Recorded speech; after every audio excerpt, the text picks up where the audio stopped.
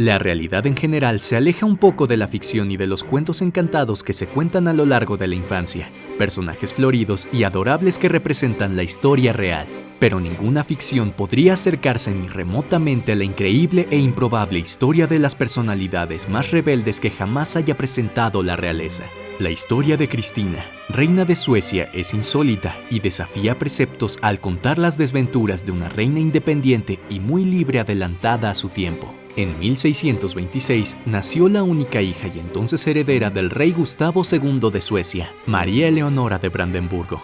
Con solo 6 años, la entonces princesa ascendió al trono tras la muerte de su padre durante la batalla de Lützen, en la que defendía a las tropas protestantes contra las católicas durante la Guerra de los 30 años. Antes de su muerte, el rey Gustavo había conseguido el apoyo del Consejo del Gobierno para la aceptación de su hija como presunta heredera al trono de Suecia. Como parte de este acuerdo, su leal consejero, Lord Oxenstierna, serviría como consejero regente hasta que su majestad alcanzara la edad para asumir sus responsabilidades reales. El consejero Oxenstierna fue una figura muy importante que se ocupó de la educación y protección de la reina, ya que su madre sufría de trastornos mentales que se agravaban y hacían que su comportamiento fuera histérico e inconstante. Como ejemplo de sus actitudes excéntricas, tras la muerte de su marido, María Eleonora determinó que el corazón del rey Gustavo fuera embalsamado y colgado bajo su cama.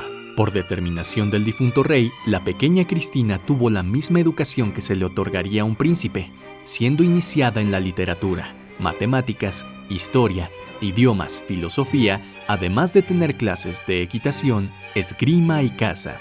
Su afán de conocimiento era incomparable, y Cristina dedicaba muchas horas de sus días al estudio, lo que la convirtió en una de las mujeres más cultas de su época, capaz de dialogar en los círculos más selectos y discutir sobre diversos temas entre la intelectualidad de su tiempo. Entre los muchos temas que interesaban a la joven reina, su pasión eran las artes y las ciencias. Mientras que otras capitales europeas cultivaban un séquito de importantes exponentes del pensamiento y la cultura, Suecia no contaba con grandes íconos en estos ámbitos, y era uno de los puntos que Cristina estaba deseando cambiar como marca de su reinado. Su sueño era incluir a Estocolmo entre las capitales de referencia del arte y el mundo académico. En 1644, la joven alcanzó la mayoría de edad y asumió el trono. Curiosamente, a pesar de ser llamada reina, recibió el título oficial de rey durante su coronación. Como marca de su gobierno, inició su proyecto de transformar Estocolmo en las Atenas del Norte, con importantes adquisiciones en las áreas de nuevos conocimientos y cultura, comprando piezas de arte, así como diversos instrumentos científicos para tener una colección de objetos finos. La reina también realizó una fuerte inversión en la adquisición de libros y la composición de una exuberante biblioteca, logrando su objetivo al traer a diversas personalidades académicas que solicitaban visitarla para estudiar los diversos libros de su colección. Entre las grandes personalidades que acudieron a Suecia para conocer a la reina y su particular legado de conocimientos, hubo un caso famoso y controvertido.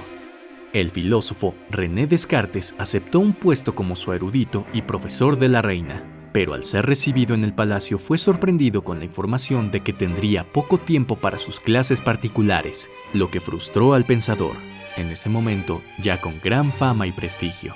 Aunque los encuentros entre ambos eran escasos, también lo eran los debates acalorados, aunque la reina quería centrar sus estudios en la antigua Grecia y en las artes. Para gran frustración de Descartes, el pensamiento cartesiano y la metodología del filósofo no gustaron a la soberana. Esta incompatibilidad dio lugar a discusiones que llegaron a ser desagradables en la vista del exaltado temperamento de la monarca, acostumbrada desde muy joven a que no se discuten sus opiniones. Los enfrentamientos duraron poco, porque poco después de su llegada murió René Descartes. Se cree que el clima frío de Suecia fue la causa de la muerte prematura del gran filósofo, tras una presunta neumonía. Como monarca, a la reina Cristina le resultaba muy difícil negociar con los miembros de su gobierno, y su frustración aumentaba a medida que su personalidad autoritaria exigía la obediencia de sus súbditos. No era raro que se viera a la reina encolerizada cuando se cuestionaban sus decisiones o simplemente al escuchar una opinión contraria a la suya. Estos acontecimientos tensaron su relación con Lord Oxenstierna y llevaron a la exclusión de su antiguo asesor del gobierno. Durante las negociaciones de paz que rodearon el final de la Guerra de los 30 años, ambos enviaron representantes con objetivos divergentes a las negociaciones. Mientras que Lord Oxenstierna creía que Suecia podía obtener importantes ganancias estratégicas con una posición fuerte y el mantenimiento del conflicto. La reina Cristina quería el fin de la guerra a cualquier precio, incluso si esto significaba concesiones por parte de los suecos. Este enfrentamiento diplomático favoreció la posición de la reina como representante de Suecia en los Acuerdos de Paz de Westfalia, una serie de tratados que pusieron fin a la Guerra de los 30 años. Para concentración de una parte del Consejo Gobernante sueco, la reina concedió la paz a cambio de cientos de obras de arte, libros y objetos para su colección privada. En 1649, la corte comenzó a presionar a la reina para que se casara, lo que fue recibido con desdén por Cristina, a quien las ideas del matrimonio y la maternidad le resultaban repulsivas. Cristina dejó en claro que no tenía intención de casarse ni de engendrar un sucesor al trono, lo que de hecho representaba que sería la última descendiente de la casa Vasa.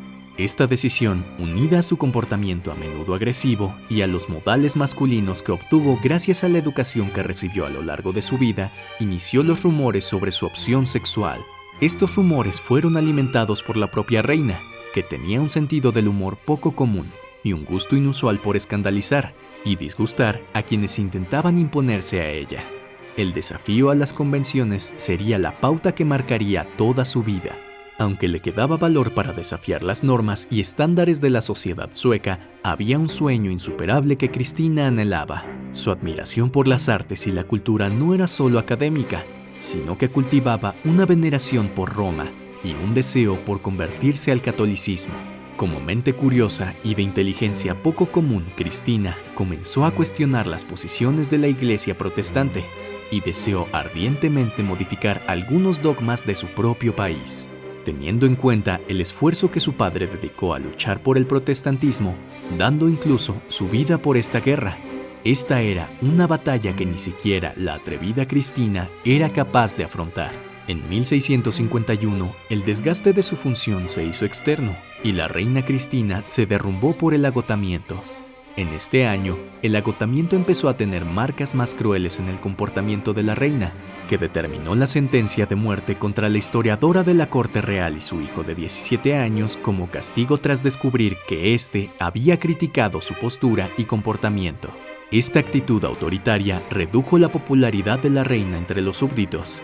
Cansada de la corona, Cristina se mostró partidaria a abdicar el trono, pero su consejo la disuadió de la idea, negociando con la reina que a cambio de que se quedara, renunciarían a cualquier esfuerzo por convencerla de casarse. Pero aún así, en 1654, Cristina, que entonces tenía 28 años, se mantuvo firme con su decisión y dio pasos para ceder el trono en favor a su primo, Carlos Gustavo. La ceremonia de destronamiento tuvo lugar en junio de 1654. Y como el rito era de la época, la reina fue despojada de los elementos de majestad como símbolo de su abdicación. En el momento de retirar la corona, bajo el peso de aquel acontecimiento, el noble que realizaba la ceremonia dudó y le correspondió a la propia Cristina quitarse la corona de la cabeza, demostrando con orgullo su decisión y su albedrío sobre la vida que eligió. Liberada de las ataduras reales que le habían retenido durante tanto tiempo, Cristina emprendió impetuosamente un viaje por Europa, cuyo destino, aunque inicialmente oculto, no podía ser otro que Roma. Por el camino, durante su estancia en Bruselas, se convirtió en secreto al catolicismo, pero si el objetivo era la discreción, la antigua reina fracasó, pues su llegada a Roma fue recibida con una gran fiesta organizada por el Papa Alejandro VII en su honor. La Santa Iglesia no podía dudar en utilizar la conversión de la que fuera la reina de Suecia, ya que representaba una gran victoria del catolicismo sobre el protestantismo. Durante un mes se organizaron celebraciones en honor a Cristina, incluyendo invitaciones para participar en ceremonias con el Santo Padre. Con todo el revuelo, la noticia de su conversión llegó a los regentes suecos y el gobierno anuló las ayudas que se le habían concedido a la antigua reina, lo que le hizo buscar los favores de sus nuevos aliados para que le permitieran una nueva fuente de ingresos, así como un nuevo estatus social, ya que la suspensión de su posición nobiliaria reflejaba una pérdida de relevancia política que resultaba humillante para alguien que se había formado desde la infancia para ser considerada una soberana.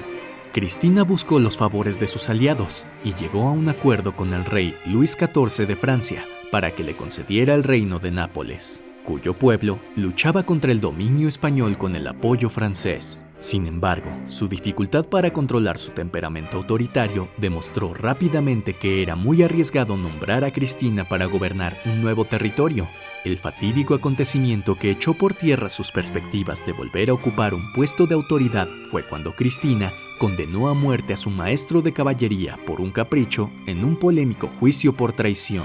Aunque hubo una admisión de culpabilidad por parte del noble, la forma cruel e insensible con la que Cristina le condenó y ordenó su ejecución escandalizó a los tribunales, que hasta entonces habían sido sus aliados. Este acontecimiento afectó negativamente la popularidad de Cristina y redujo significativamente los patrocinios de sus causas. Con sus opciones reducidas y las deudas en aumento, Cristina regresó a Suecia y propuso volver al trono tras la muerte de su primo, el entonces rey Carlos, en 1660. Pero la mera sugerencia de una reina católica en un país protestante era impensable.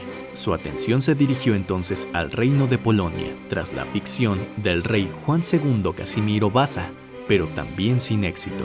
Rechazada por los gobiernos de su país, Cristina regresó a Roma, donde permaneció hasta el final de su vida apoyando a artistas y pensadores, pero sin generar mayor repercusión ni polémica. A su muerte en 1689, su conversión fue nuevamente exaltada por la Iglesia, que patrocinó una gran ceremonia para su velatorio, destacando su vida como un triunfo de la fe católica, recordando el acto de valentía de Cristina al abandonar la condición de reina para abrazar el catolicismo. De este modo, su sacrificio le valió un lugar de descanso sagrado en la Basílica de San Pedro, un honor que solo se le concede a los más altos exponentes de la fe. Solo 3 mujeres en la historia han sido enterradas en las criptas del Vaticano. En vida y muerte, Cristina fue un hito de su tiempo y se distinguió del resto.